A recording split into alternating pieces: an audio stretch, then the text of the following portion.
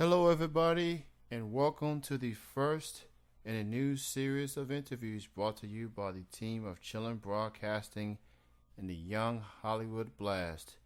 Your hosts are Kenny C. and Natasha Young.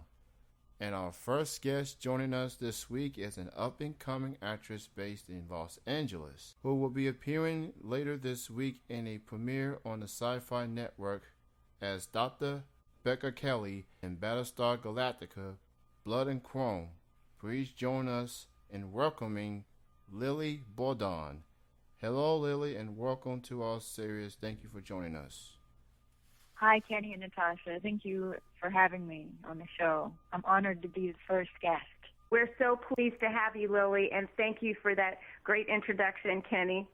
Thank you, everyone, for being on board. Obviously, Battlestar Galactica had a huge following through the YouTube, and now it's making the move to the national network on Sci-Fi. What was your reaction when Sci-Fi decided to add this show? It's been up and down for the last 2 years since we filmed the 2-hour pilot. It was meant to be an online series, and while we were shooting, everyone was very optimistic about this being a pilot and possibly going to series. And then we didn't hear anything for about a year and a half. And just the last few months, things have picked up. And in March, a trailer was leaked, and the fans went crazy. The leaked trailer got something like 300,000 views in the first day, and then it just kept growing.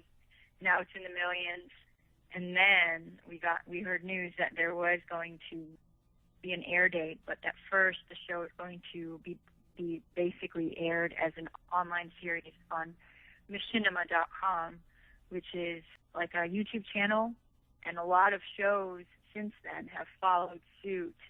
But then we found out that it was also going to air in its entirety on Sci-Fi this Sunday, February 10th, which I was very excited about.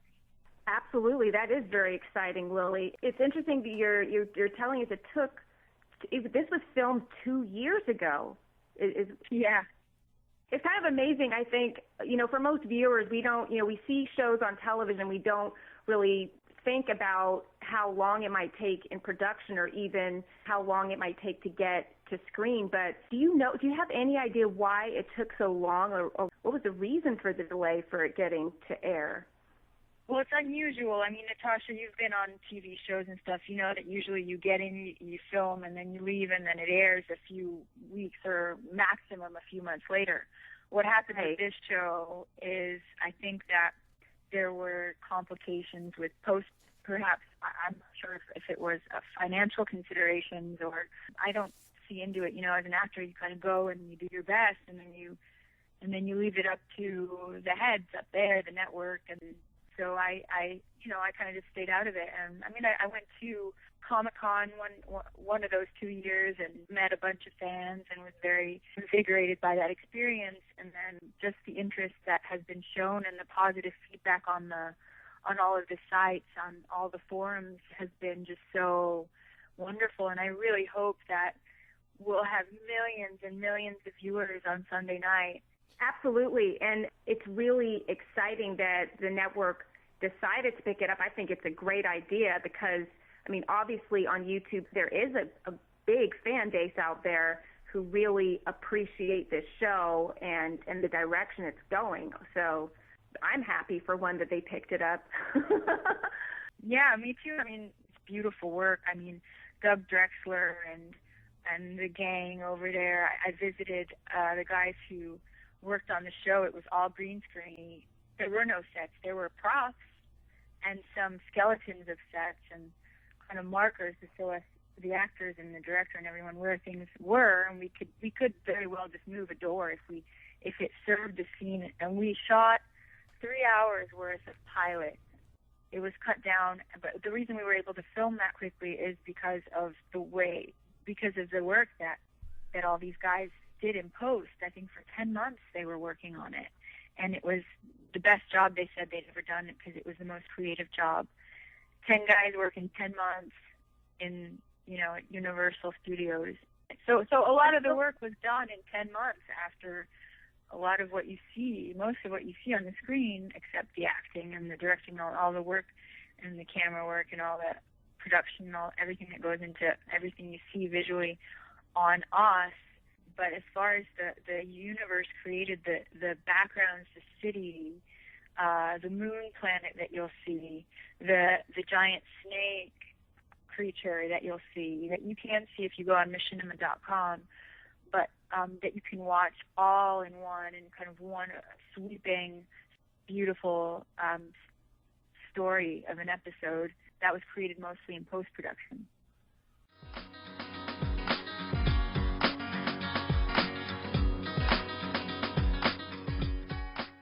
Can you talk a little bit more about that process of working so extensively in green screen? We really enjoyed making it and working together. Jonas Pate directed, Luke Pasqualino, Ben Cotton. We worked very closely together to imagine this world as we saw that it would be, and Gary Hutzel was there, and a couple of the guys who knew this whole time what this was going to look like. They had drawings, so we saw our drawings. These worlds were so extreme that we really had to use our imagination, and that was very rewarding.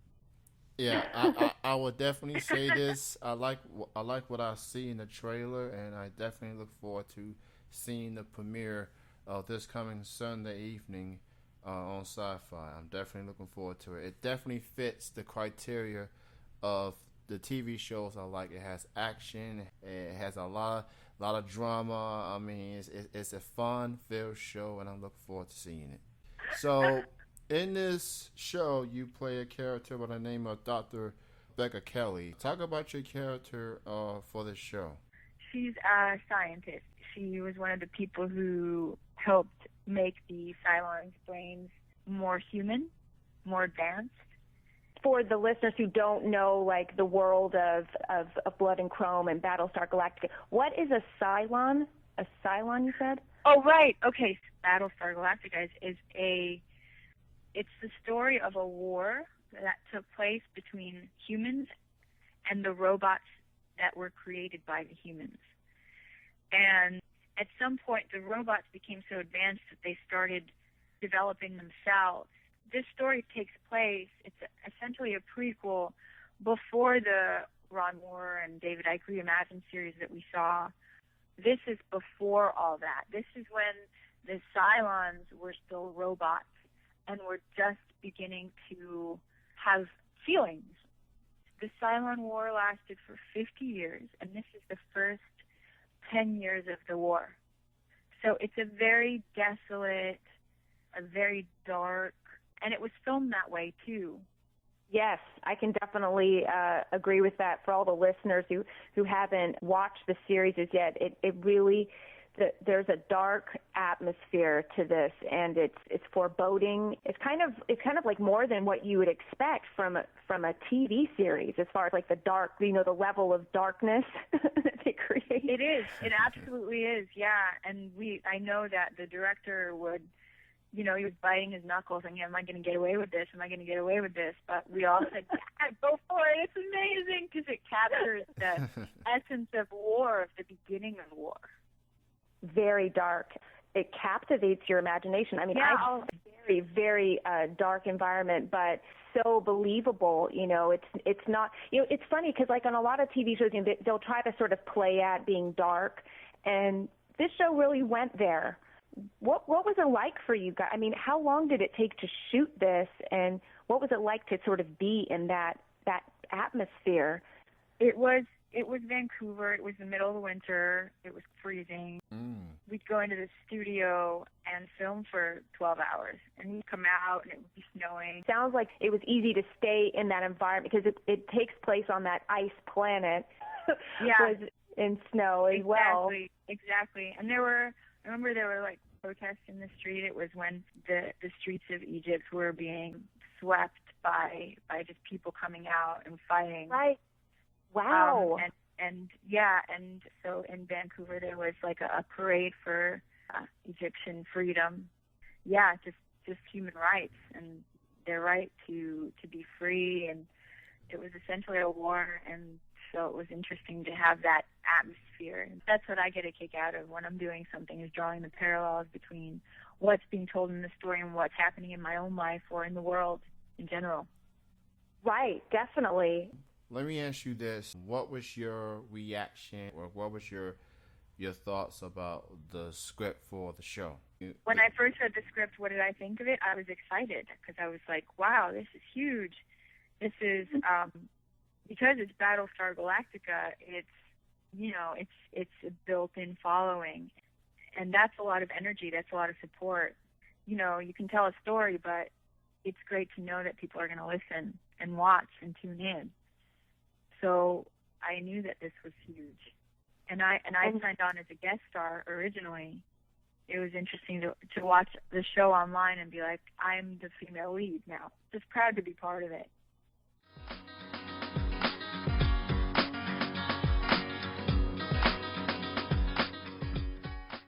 Is this your first female leading role in a television series, Lily?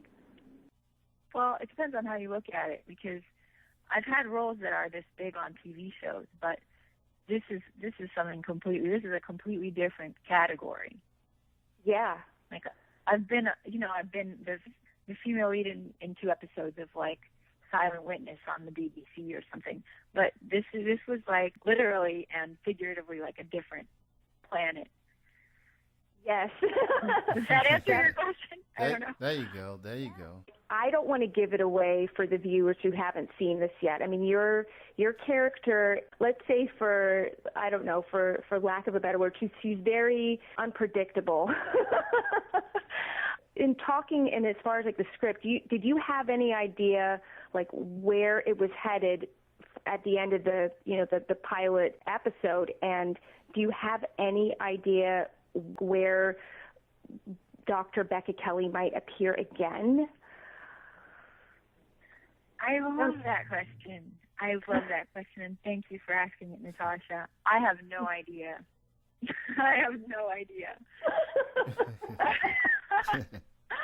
I wish I could answer that, but I just don't know. Well, the reason I'm asking is I really enjoyed her character. I mean, she was, like I said, she's unpredictable, and like I just have a feeling like there is more yet to be explored here with her. I mean, you know, why is she doing what she's doing? Like those answers haven't. We don't know the answer, and I'm curious as a viewer. I was totally shocked by what happened at the end of the episode, the pilot, which everyone's going to get to see this Sunday on Sci-Fi Channel. Well, Natasha, I hear you. I'm hearing you. Right. So you don't know. We don't know yet. Well, maybe the writers are listening, and I hope they are, because I want to know what happens with this character. I feel like she has something still up her sleeve that could happen. It is sci-fi after all. I mean, this is not like reality, so anything can happen. Right? That's right. Sometimes life is sci-fi and anything can happen. That is the truth. That's very true. Me being a fan of action shows, a lot of explosions, a lot of stunts, I want to know, as far as the stunt work is concerned, did any stunts of your own? I had a stunt double for, I think, one day, but the rest of the time it was just me throwing myself around or being thrown around, or I had to shoot a gun. It was a live round, but I had to shoot a gun in a set, and they trusted me to do that. They gave me an F mark across the studio to the size of a giant airplane hangar, with my co-star standing in front of me, and said, "Okay, don't shoot him, shoot the F." I was like, I kind of did like one of those like moments where I was like, "You really trust me to do this?" And we'd had gun practice, and oh god, it was so much fun. I mean, we were training for like a week. Yeah, we had a great guy up there in Vancouver who he taught us how to fire different kinds of guns. We shot a Cylon gun. He taught us how a SWAT team would go into, because we're Army people, we're trained Army people. Probably my character less than the other two, but they're pilots. So they know how to do a raid. So we practice that. Like if there's 3 people with guns, how do they hold the gun? It's this whole dance, and it was wonderful to learn it. It's great to learn that stuff. It looked great. I mean, it looks absolutely believable. All the, everybody looked like they were trained military. You said it was a week of training with firearms alone? It was like a few days of training with firearms. Yeah. And they trusted with a huge gun on set, huh? Yeah, and they gave me a gun, and there's a wonderful. Oh, God, you guys have to watch it. I mean, there's a wonderful shootout scene, and there's a wonderful, it's just, that stuff makes me so happy. When things come to such a head that firearms start going off, it's just exciting. Well, we won't give away when that happens, because it is a very exciting scene. I really enjoyed that. It was totally unexpected. Great job with that. Yeah, I mean, you really got thrown around quite a bit. I saw the the plane crashes, the different chases through deep space, and all the air fights, and it looked like you were inside that spaceship with them. It's just phenomenal work with the post-production and you guys inside that green screen. Yeah. So Kenny, you better watch it. Oh yeah, I'll definitely will. Like, I definitely will keep an eye on it. I like what I'm hearing, and like I said, it's an exciting show, and it's great to see shows like that making that transition from YouTube to a national network. I mean, it seems like YouTube appears to be the gateway to taking that next step, whether it's music, whether it's TVs and movies. So it's great to see a show like this get that attention and the recognition that it deserves. Fans very excited about this show, and you got some fans out there that are calling it the best show that sci-fi has right now. So what does this mean for the fans now that it's on national television, it's on a televised network? What does this all mean for the fans that's been watching this show since the YouTube days and now is on sci-fi? So it'll be hopefully a wonderful Sunday night with friends. I know my friends will be over. Yeah, see, we'll see. I'm going to put my bid out there as a viewer. I want to see the series continue. I want to know what happens to Captain Adama. Is that his name? Adama? Yeah, Adama. Mm-hmm. Adama, Captain Adama, and I definitely want to see some form of Dr. Becca Kelly in that show, because she is phenomenally, I don't even want to say devious, because I feel like I'm giving too much away, but totally a wild card in this series. Yeah, it was fun shooting it, fun playing her.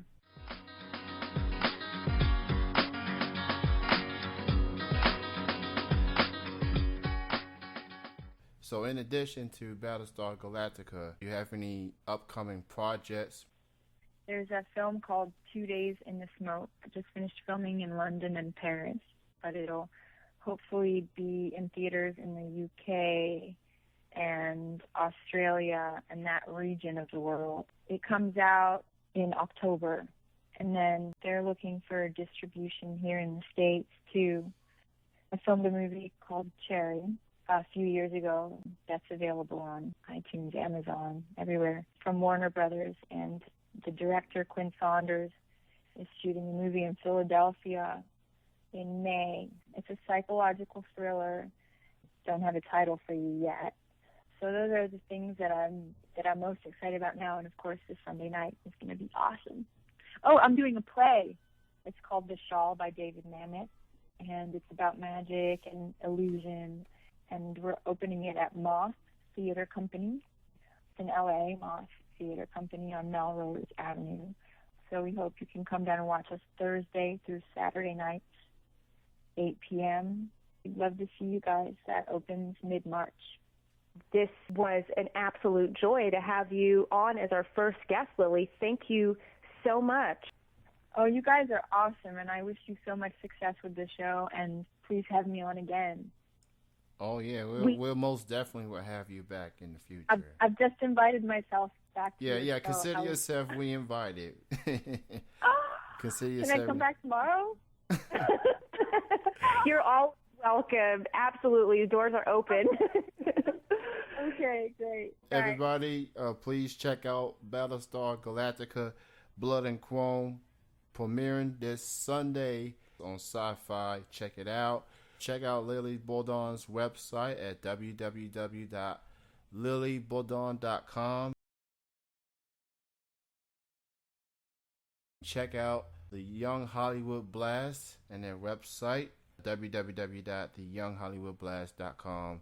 And check out Chillin with Jeff and Kenny C live on Saturdays at 9 p.m. Eastern, 6 p.m. Pacific on the Talk channel at www.itmiradio.com. This will conclude the first interview segment, for that matter, of the Chillin Blast interview series. For Natasha and Lily, I am Kenny, and we are signing off. Thank you, everyone, for listening. This will conclude our debut episode. Take care, everyone.